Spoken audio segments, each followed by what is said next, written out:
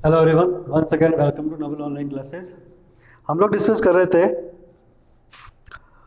Height and distance के बारे में। ठीक है, हाइट एंड डिस्टेंस जैसा कि हमने पहले पढ़ा है कि ट्रिग्नोमेट्रिकल जो एप्लीकेशंस होती है, ऊंचाई और दूरी के जो सवाल बनते हैं वो इनसे जो हल किए जाते हैं। ठीक है, अपन ने काफी सवाल कर भी रखे हैं इसके। आज इसी क्रम को अपन आगे बढ़ाते हैं। आज देते हैं अपन क्वेश्चन नंबर 23। क्वेश्चन नंबर 23 देखो, मैं क्वेश्चन पढ़ूंगा, स्टेप बाय स्टेप इसका डायग्राम बनाऊंगा, आप समझना है इसको। ठीक है, थर्ड क्या कह रहा है, एक व्यक्ति एक जहाज के डेक जो पानी की सतह से 10 मीटर ऊंचा है उस पर खड़ा है।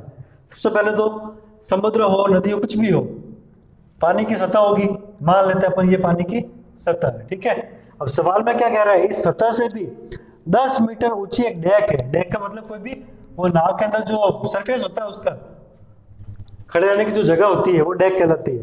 तो ये जो सतह है, नदी का हो, समुद्र का हो, जल की सतह ही है। जल की सतह पर मान लेते हैं ए बी। ठीक है, इसके ऊपर 10 मीटर, 10 मीटर कितना हो जाएगा भाई, मान लेते हैं यहाँ तक।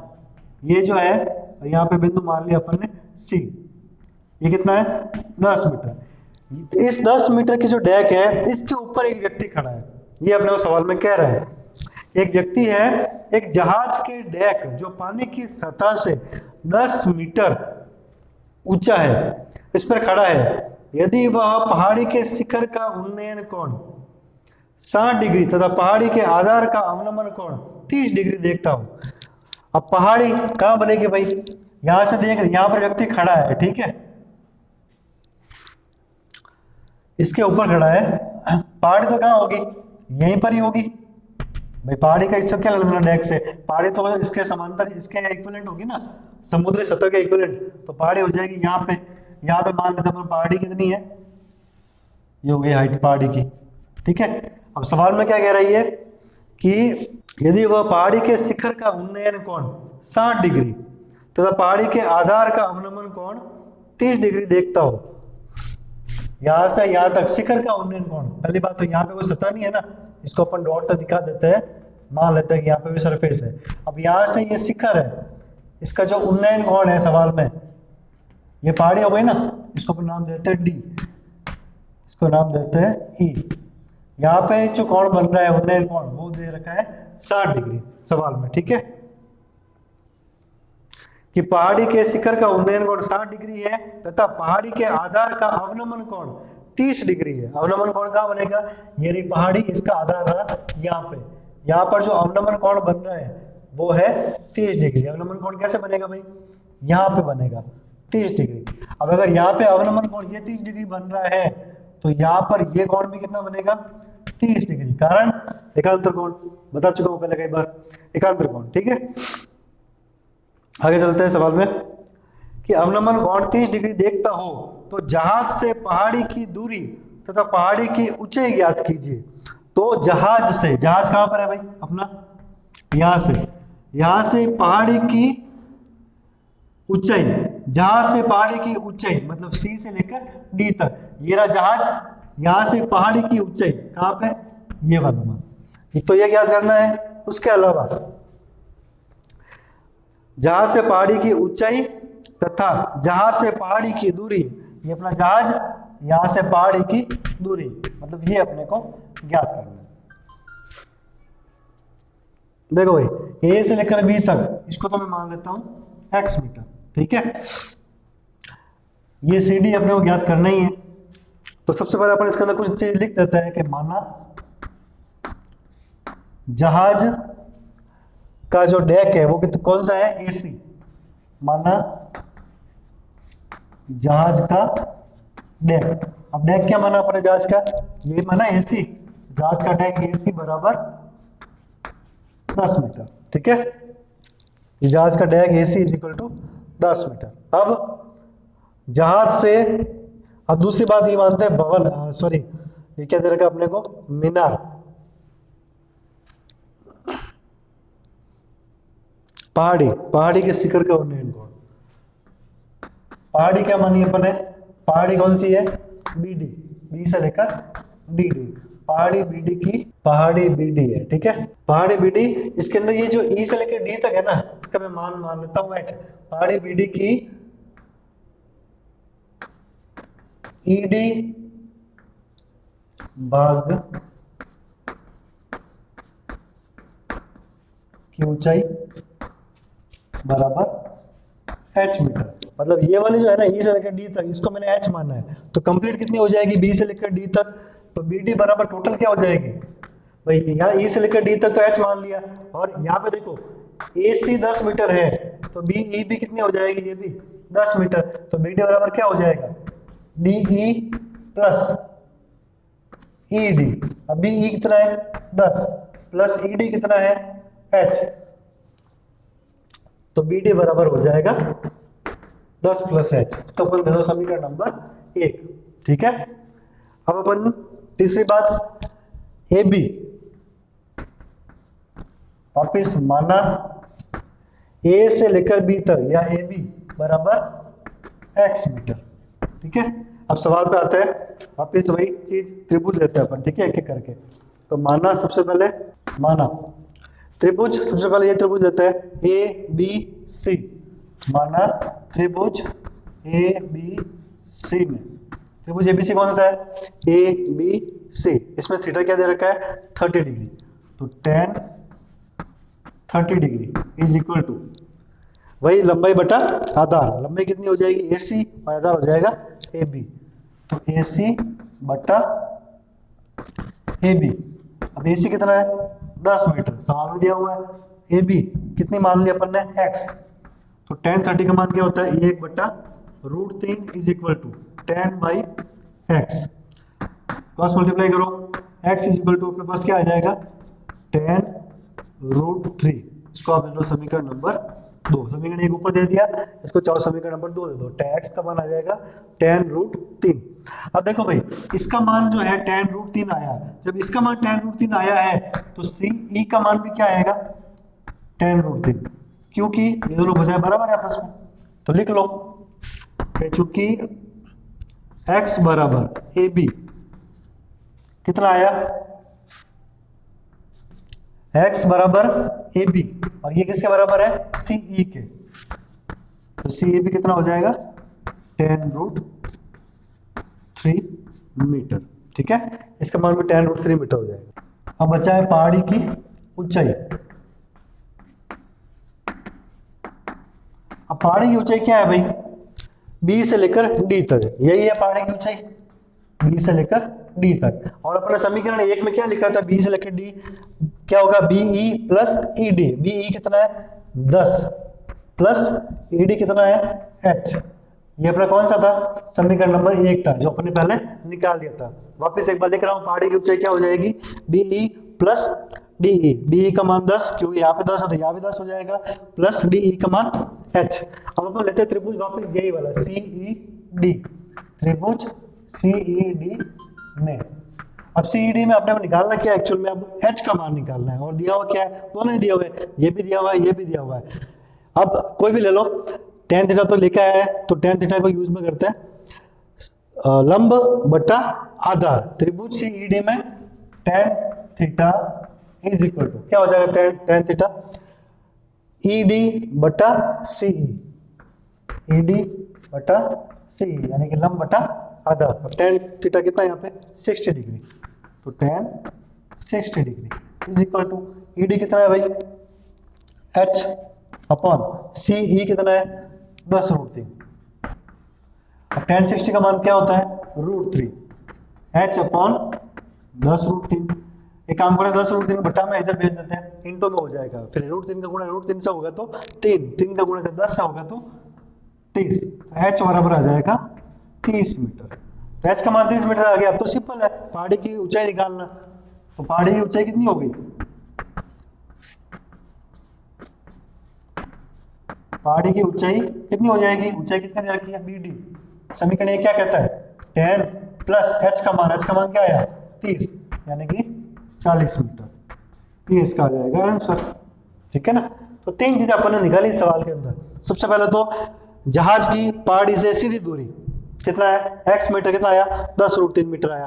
दूसरी चीज जहाज की पहाड़ी से शीर्ष दूरी कितना आया, 20√3 मीटर। ये सवाल में नहीं पूछा था, आपने निकाल दिया, अच्छी बात है, निकाल दिया। तो चलो थर्ड, जहाज की पहाड़ी से दूरी होनी नहीं, पहाड़ी की टोटल ऊंचाई, पहाड़ी की ऊंचाई कौन सी है, BD। तो सिंपल है, ये तो 10 है ही, क्योंकि यहाँ पे 10 है। H का मान निकाल दो इस त्रिभुज को ध्यान में रखते हुए, फिर जोड़ दो, तो ये आ जाएगा अपने पास टोटल। तो ये अपना क्वेश्चन नंबर 23 कंप्लीट। चलते हैं आगे वाले सवाल पे। अगला सवाल है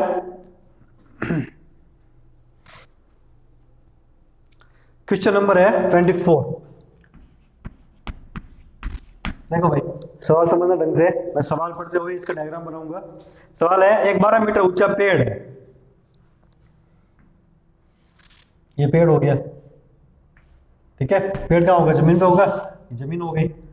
यहां से यहां तक टोटल डिस्टेंस कितनी मान लेता हूं मैं, नाम देता हूं AB, ये पूरा मैं मान लेता हूं 12 मीटर है, ठीक है। ये 12 मीटर पेड़ हो गया पूरा, जमीन पर खड़ा है। सवाल में कह रहा है, ये 12 मीटर ऊंचा पेड़ है, तेज हवा से इस प्रकार टूट जाता है कि उसका शीर्ष जमीन को छूने लगता है और जमीन के साथ 60 डिग्री का कोण बनाता है। हुआ क्या अब कि भाई ये जो पेड़ है ना, ये टूट गया है।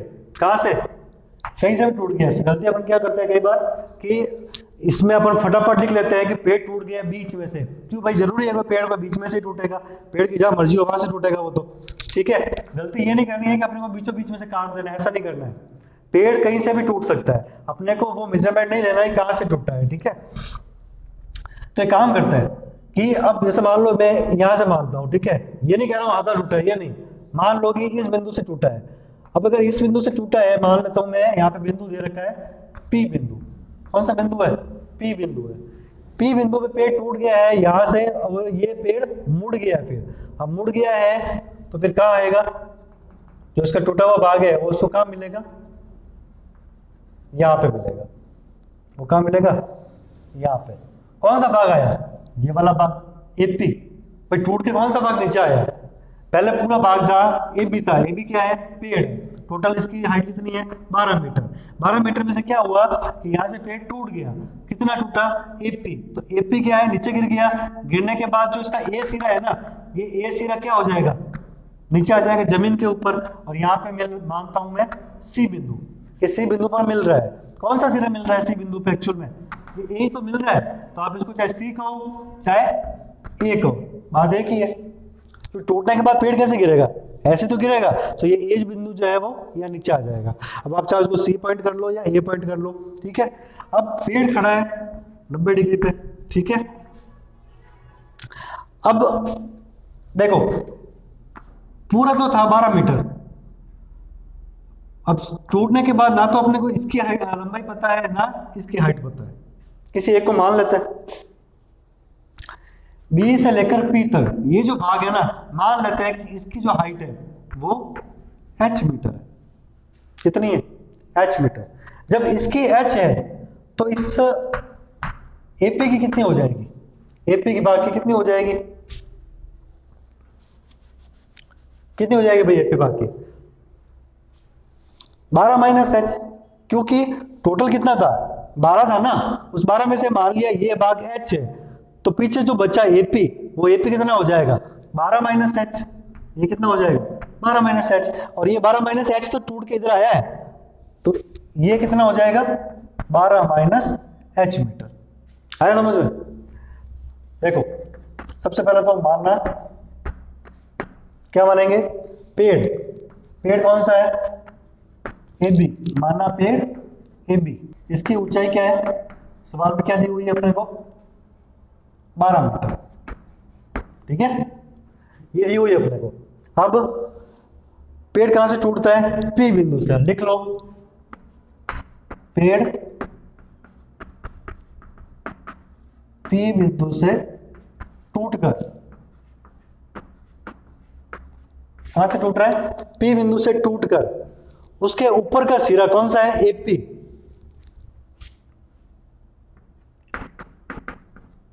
AP भाग जमीन पर कहां मिल रहा है, इस बिंदु पे,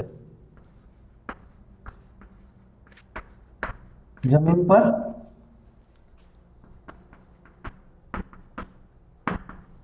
ए बिंदु पर मिलता है। ठीक है, अब हमको तो पता है कि भाई कैसे क्या हो रहा है, लेकिन एग्जामिनर को समझाना पड़ेगा ना, तो उसके लिए लिख दिया। ठीक है, अब तीसरी बात वापस माना। अब ये जो ऊंचाई है ना बी से लेकर पी तक, बीपी, इसको मैं मान लेता हूँ एच मीटर। माना BP is equal to H metre. अब अगर ये एच मीटर है तो पी ए या एपी कितनी हो जाएगी? अतः एपी क्या हो जाएगी? 12 माइनस एच मीटर,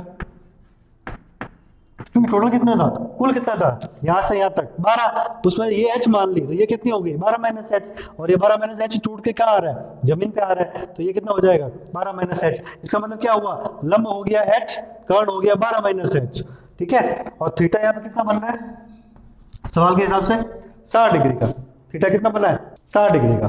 तो सवाल में अपने को पूछे हैं, ये ज्ञात करें कि तेज हवा से पेड़ जमीन से कितनी ऊंचाई से टूटा है। जमीन ये नहीं, इससे कितनी ऊंचाई पे, मतलब पी बिंदु तक कितनी ऊंचाई आ रही है एच, एच अपने को निकालनी है, अपने को सवाल में पूछा है। तो भाई करो सॉल्व। त्रिभुज कौन सा लेंगे अब, ए बी पी, त्रिभुज ए बी पी में। ठीक है, ए बी पी में क्या क्या अपने पास में है, एक तो लंब है एच मीटर, दूसरा कर्ण है 12 माइनस एच मीटर, और थीटा दिया हुआ है। तो देखो भाई कौन सा त्रिकोणमितीय अनुपात होता है जिसके अंदर लंब और कर्ण आता है, तो लाल बटा कक्का लंब बटा कर्ण यानी साइन थीटा किसमें आता है? सब हर सवाल के अंदर टेन थीटा आए ये जरूरी नहीं है, आपको कंडीशन बिठानी है कि क्या काम आएगा, साइन थीटा आएगा, कॉस थीटा आएगा, टेन थीटा आएगा। ये फैक्ट है कि भाई टेन थीटा ज्यादातर यूज होता है, लेकिन अपने को थोड़ा सा अंडरस्टैंडिंग रखते हुए कि कौन सा थीटा यूज में आ रहा है उस हिसाब से क्वेश्चन सॉल्व करना है। तो sine theta is equal to हो जाएगा, क्या होता है साइन थीटा, लंब बटा कर्ण, ये होता है ना। अब लंब कितना है इसके अंदर बीपी, बटा कर्ण क्या है एपी। अब साइन थीटा यानी sine 60 degree is equal to BP का मान क्या है एच, एपी का मान क्या है 12 माइनस एच। ठीक है, अब साइन 60 का मान क्या होता है √3/2 is equal to H upon 12 minus H. 12 minus H को कर दो मल्टीप्लाई इधर, तो कितना हो जाएगा ये 12√3 minus √3h is equal to 2h। ठीक है, अब एक काम करते हैं, ये माइनस का √3h है ना, इसको भेज देते हैं अपन उस साइड, तो ये क्या हो जाएगा 2h plus √3h is equal to 12√3। 2h और √3h, h हो जाएगा कॉमन, क्या आ जाएगा 2 प्लस √3 इज इक्वल टू 12/√3। अब h ये गुणा में है ना 2 प्लस √3, इसको भेज देते हैं नीचे बट्टा में, तो 12√3 बट्टा 2 प्लस √3 नीचे आ जाएगा। अब दो तरीके हैं, या तो √3 का मान रखो 1.732 ऊपर भी नीचे भी, डायरेक्ट कैलकुलेशन करो, ये भी तरीका है। दूसरा इसका परिमेयकरण कर दो। परिमेयकरण क्या होता है मैं आपको पहले बता चुका हूँ, 2 प्लस √3 है ना, तो इसका नीचे प्लस का दे रखा है तो माइनस, माइनस में गुणा कर दो दोनों तरफ, 2 माइनस √3 अपॉन 2 माइनस √3, ये कहलाता परिमेयकरण। नीचे 2 प्लस √3 दे रखा है, तो 2 माइनस √3 2 माइनस √3 दोनों का गुणा कर दो समान संख्या से। ठीक है, अब देखो 12√3 इसका जब गुणा इससे करोगे, मैं थोड़ा यहाँ पे कर रहा हूँ सवाल को समझना, 12√3 का गुणा 2 माइनस √3 से करोगे तो 12 इंटू 2 12 2 24, 24 √3 माइनस 12 का गुणा 12√3 का गुणा √3 से करोगे तो √3 इंटू √3 3 हो जाएगा, 3 इंटू 12 36 हो जाएगा। ठीक है, अपॉन 2 प्लस √3 2 माइनस √3 यानी a plus B A minus B, A plus B A minus B क्या बनता है A square minus B square, A square करेंगे 2 का स्क्वायर 4 माइनस बी का स्क्वायर करेंगे तो 3, 4 माइनस 3 क्या आएगा 1, तो क्या आएगा अपने पास 24√3 माइनस 36।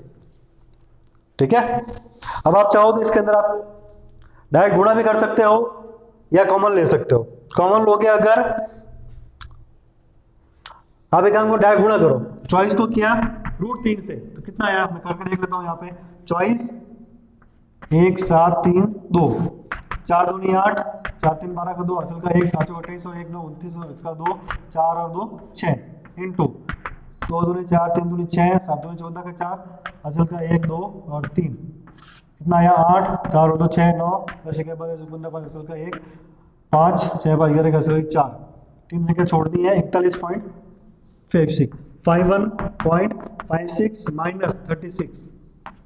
अब लेस करो, 6 में 6 गया 0, 8 में 3 गया 2 पॉइंट, सॉरी इसको जब लेस करो कितना आ जाएगा, 36 है यहाँ पे और यहाँ पे 41 है, 36 37 38 39 40 41, मतलब 5.56 मीटर, ये आएगा इसका आंसर 5.56 मीटर, ठीक है ना।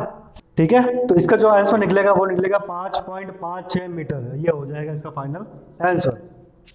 एच क्या था यहाँ से, इसका मतलब क्या है कि बी से 5.56 मीटर पर पेड़ टूट के नीचे गिर गया, ठीक है ना, ये आपको निकालना है। अच्छा सवाल था। अब चलते हैं अपन, क्वेश्चन नंबर 24 हो गया, तो क्वेश्चन नंबर 25 इसको अपन बाद में करेंगे, इसको छोड़ो, ठीक है। अब अपन चलते हैं क्वेश्चन नंबर 26 के ऊपर। अब अपन लेते हैं क्वेश्चन नंबर 26। देखो क्वेश्चन नंबर 26 क्या है,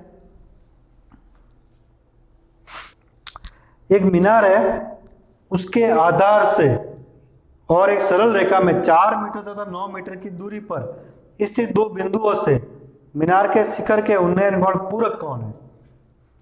सबसे पहले सवाल में क्या कह रहा है, ये एक मीनार है, अब मीनार कहाँ बनेगी, जमीन के ऊपर, मीनार को नाम देता हूं मैं ए बी। सवाल में कह रहा है इस मीनार के शिखर, शिखर कहाँ हो जाएगा ये बिंदु, इस शिखर के एक तरफ ही दो बिंदु है, ठीक है। अब दो बिंदु सरल रेखा में है 4 मीटर और 9 मीटर की दूरी पर, तो एक तो 20 लगा के 4 तक तो मैं मान लेता हूँ, चलो एक बिंदु यहाँ पे हो गया, एक तो यहाँ हो गया, दूसरा है 9 मीटर पर, 9 में मान लेता चलो यहाँ पे, दूसरा बिंदु हो गया यहाँ पे, ठीक है, नाम देता हूँ सी डी। अब सवाल में कह रहा है कि यहाँ पे जो कोण बनेंगे ना वो आपस में पूरक कोण है। पूरक कोण क्या क्या होता है, पूरक कोण लिख लेता हूं मैं यहाँ पे, देखो पूरक कोण वे कोण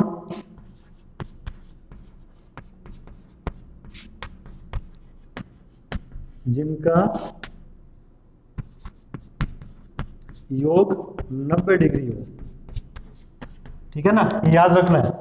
पूरक कोण किसको बोलते हैं, वे कोण जिनका योग 90 डिग्री हो। कोई भी दो कोण ऐसे हैं जिनको जोड़े अगर तो 90 डिग्री आता हो, वो कोण होते हैं पूरक कोण, ठीक है। और समपूरक कोण क्या होता है, समपूरक कोण वे कोण, दो कोण कोई भी ऐसे हैं जिनको जोड़े आपस में योग आता है 180 डिग्री 180 डिग्री, वो होता है समपूरक कोण।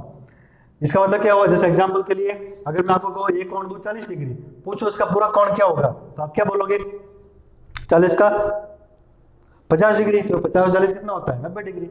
एक कोण में आपको तो 45 डिग्री, तो दूसरा कोण क्या हो जाएगा 45 डिग्री, तो 45 प्लस 45 कितना होता है 90 डिग्री।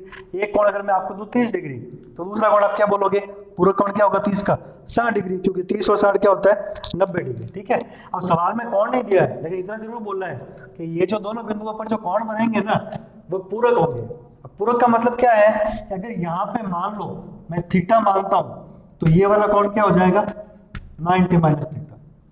ये अपने को सवाल में दिया हुआ है, सवाल में दिया है कि एक कोण अगर थीटा है तो दूसरा कोण होगा 90 माइनस थीटा, क्योंकि दोनों कोण आपस में क्या है पूरक कोण है। तो सबसे पहले तो माना, अब क्या मान रहे हैं अपन इसके अंदर, मीनार, मीनार क्या है कौन सी है, माना मीनार ए बी, और इसकी जो हाइट है ना ए से बी तक मैं मान लेता हूं h मीटर, तो माना मीनार ए बी की ऊंचाई क्या मानता है h मीटर, इसकी हाइट में मान लेता हूं h मीटर, ठीक है, ये h हो गई। और अब कौन थीटा बी सी डी, तो माना कौन ए सी बी, ए सी बी में मानता हूं थीटा, अतः कौन ए बी, बी क्या हो जाएगा कौन ए डी बी बराबर क्या हो जाएगा 90 माइनस थीटा। अब ये थीटा और 90 माइनस थीटा क्यों हुए, क्योंकि पूरक कोण का योग कितना होता है 90 डिग्री, ठीक है ना। मैंने लिखा a कॉन थीटा, दूसरा 90 माइनस थीटा। कैसे? जैसे थीटा का मतलब कुछ भी हो सकता है। यहाँ पे अगर 30 होगा तो वो क्या होगा 90 माइनस 30 यानी कि 60। यहाँ पे 45 होगा तो ये कितना होगा 90 माइनस 45 यानी 45। यहाँ पे अगर मान लो 20 डिग्री है तो ये कितना होगा 90 माइनस 20 यानी 70 डिग्री। मतलब जो भी कौन ये है उसको 90 में से घटाएंगे तो ये आ जाएगा।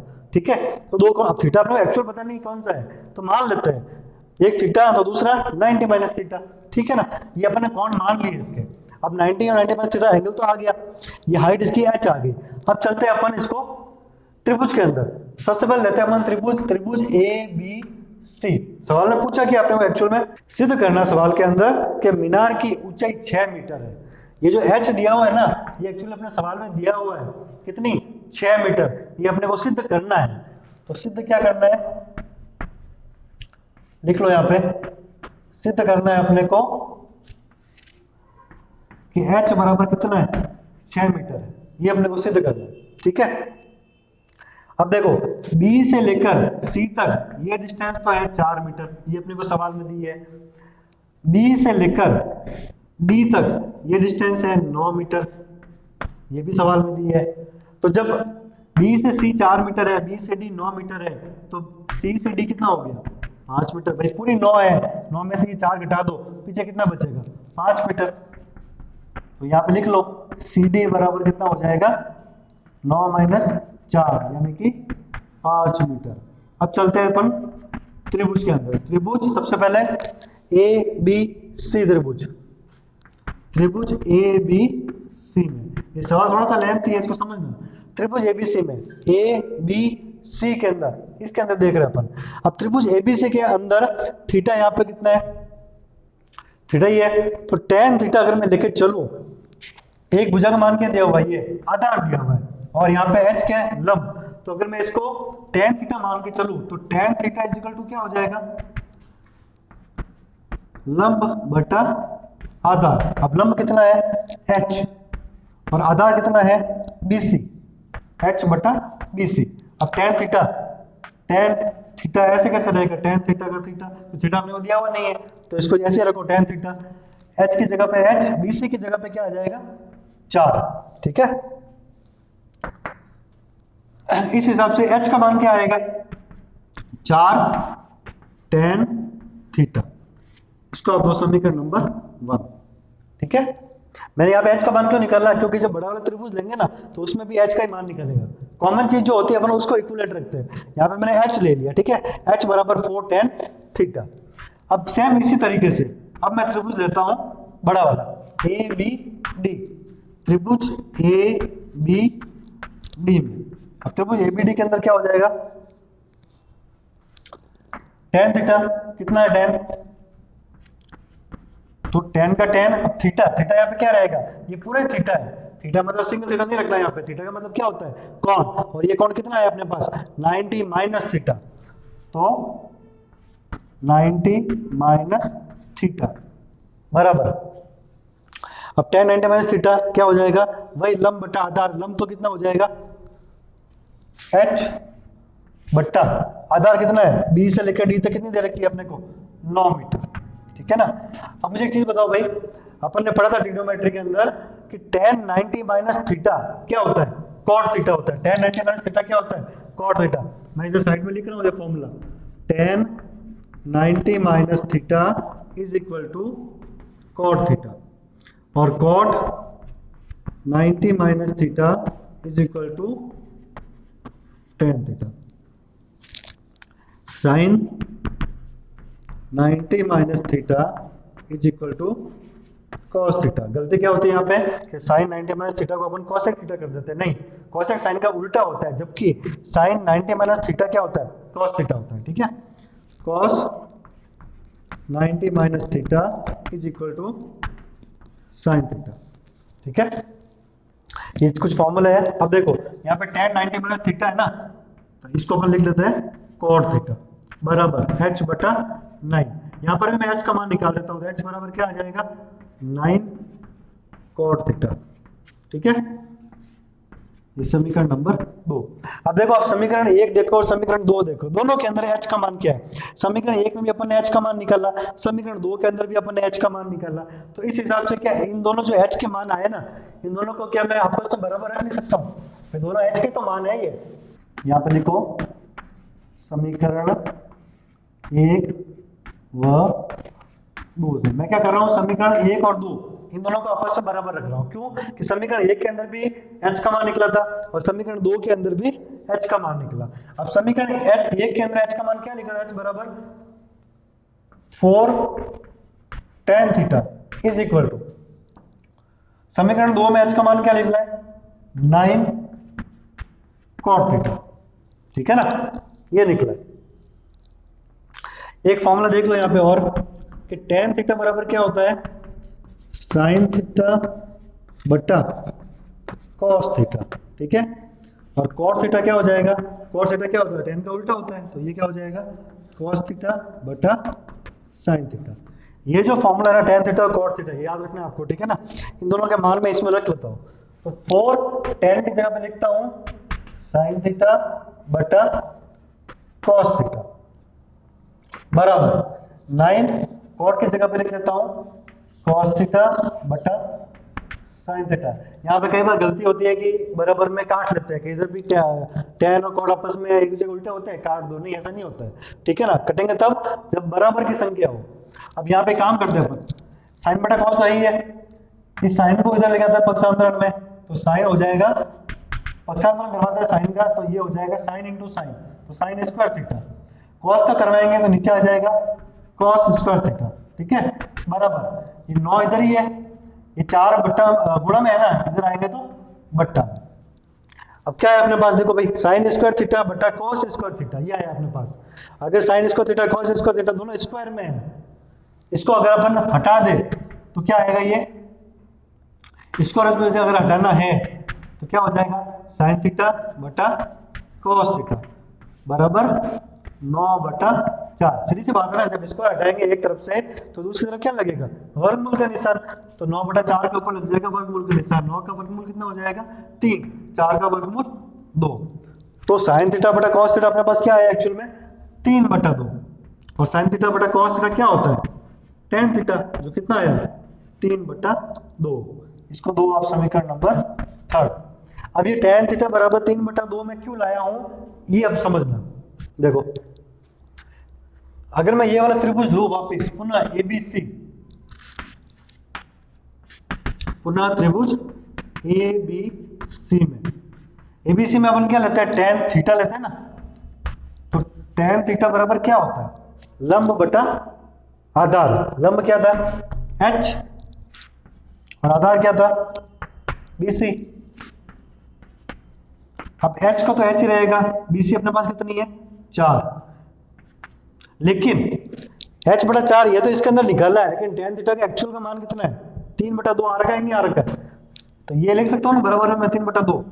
क्यों लिख सकता हूँ, क्योंकि समीकरण 3 में निकाला अपन ने, समीकरण 3 से। भाई tan थीटा का मान जब अपन लिखते हैं तो क्या होता है, लंब बटा आधार। लंब का मान तो H हो गया, आधार का मान BC कितना है, 4, वो तो अपन रख दे देंगे यहाँ पे H बटा 4।